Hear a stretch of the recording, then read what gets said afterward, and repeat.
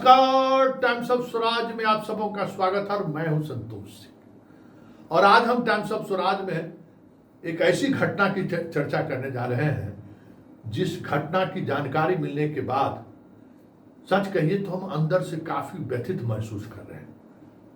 कहां जा रही है बिहार की पुलिस, कहां जा रहा है बिहार की वो व्यवस्थाएं जिस व्यवस्था को कभी सुशासन कहा जाता था।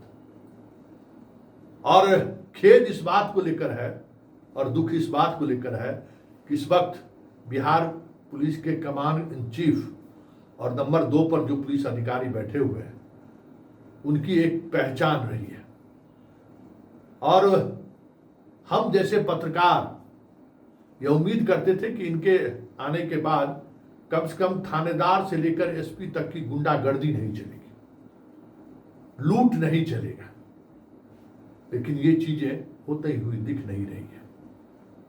ये है आयुष दीपक, ये आईटीबीपी में आपको असिस्टेंट कमांडेंट के पद पर तैनात थे। ये भागलपुर के रहने वाले हैं।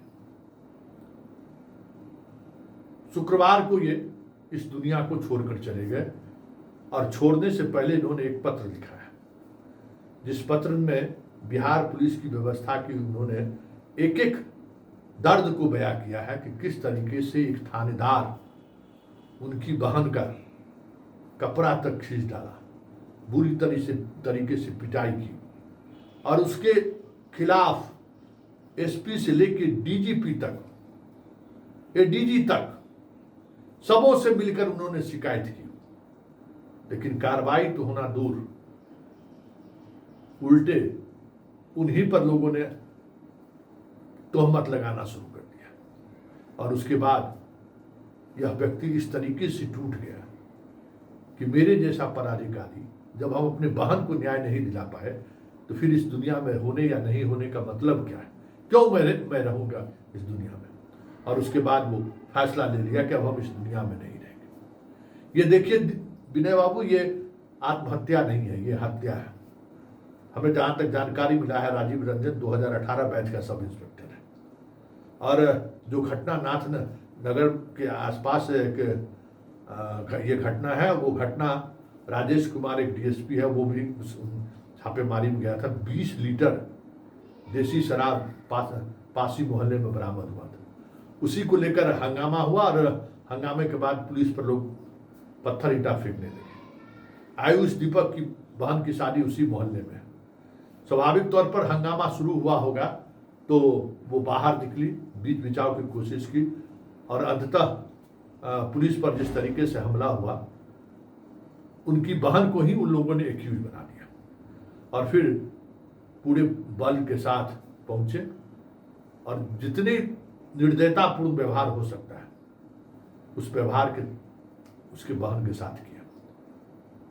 और भाई भागलपुर पहुंचकर तमाम पुलिस अधिकारी से मिले, डीजीपी, एडीजी मुख्यालय तक, एडीजी लॉ एंड ऑर्डर तक, जिनसे भी वो मिल सकते थे सारे अधिकारियों से उसने मुलाकात की, लेकिन किसी ने भी उनके उस दर्द को महसूस नहीं किया। ये सवाल विनय जी आपके लिए भी है और कुंदन कृष्णन जी के लिए भी है, क्योंकि बिहार में इस वक्त 2 बड़े ऐसे अधिकारी के हाथों कमान है जिस पर जनता ने काफी भरोसा किया है। एसपी से लेकर आईजी तक लोगों को के उम्मीद पर ये खरे उतरे हैं। पीपुल फ्रेंडली पुलिस के रूप में इनकी पहचान रही है और इनके रहते हुए अगर थानेदार, डीएसपी, एसपी बेलगाम है तो फिर इनके रहने और नहीं रहने का मतलब क्या है? बड़ा सवाल है, क्योंकि ये कोई एक घटना नहीं है। थानेदार की मनमानी और एसपी की चुप्पी हर जिला की ये कहानी है। पहले पब्लिक किसी थानेदार की शिकायत एसपी और डीएसपी से करता था तो वो कार्रवाई करते थे। अब जैसे लगता है कि किसी थानेदार के खिलाफ कोई शिकायत लेकर जाइए किसी एसपी के पास तो जैसे लगेगा कि उसका बेटा बेटी का कंप्लेन लेकर आया हुआ। इस तरीके से व्यवहार करता है। और पूरे प्रदेश में आज जितनी अराजकताएं हैं इसके लिए थानेदार से लेकर एसपी 90% मामलों में जिम्मेवार है। शराब बिक रहा है, ड्रग्स बिक रहा है, बड़े स्तर पर अपराधियों का जमीन का खेल चल रहा है।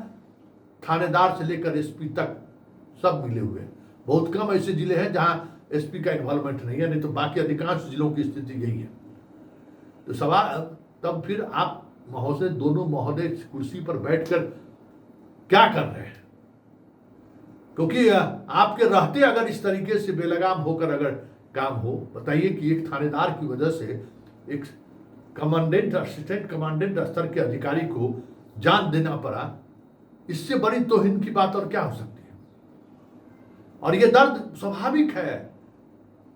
क्या इतने बड़े पद पर बने रहने के बावजूद भी जो दरोगा हमारी बहन को पीटा, साड़ी खींच दिया, ब्लाउज फाड़ दिया, और उस पर हम कार्रवाई नहीं करा पाए, तो फिर क्या लानत है हम पर? क्या मुंह दिखाएंगे हम उस बहन पर? हम भी तो वर्दी पहनते हैं। क्या दिखाने जाएंगे हम अपनी बहन को चेहरा कि देखो तुम्हारा भाई कुछ नहीं करने की स्थिति में? इस सदमे से उस आदमी ने दुनिया को छोड़ दिया। अब बताइए, ये कोई एक घटना थोड़ी है।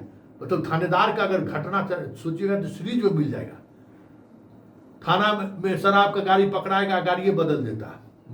सीतामढ़ी में ध्यान ही होगा और उस पर एफआईआर तक दर्ज नहीं हुआ आप लोगों के रहते हुए। मतलब अनुसंधान की तो बात ही छोड़ दीजिए। अनुसंधान में जो गड़बड़ झाला हो रहा है, हो ही रहा है। किस तरीके से पुलिस फंसा रही है, किस तरीके से पुलिस निकाल रही है, कोई मतलब ये इस तरीके की अराजकता तो सपने में भी हम लोगों ने नहीं सोचा था कि ये स्थिति हो जाएगी। थाना पूरी तौर पर बेलगाम है, न बात करने का सलीका है, न एक्शन में कोई उस तरीके की चीजें देखने को मिलती है। बस लूट सको तो लूट। सामने वाला व्यक्ति कौन है उसकी कोई परवाह नहीं है।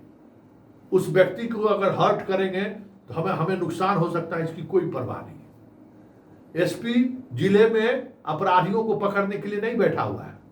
थानेदार जो अपराधी से भी गलत कृत्य करने में लगा हुआ है, अधिकांश एसपी उस थानेदार को, लुटेरा थानेदार को, अपराधी थानेदार को बचाने के लिए बैठा रहता है।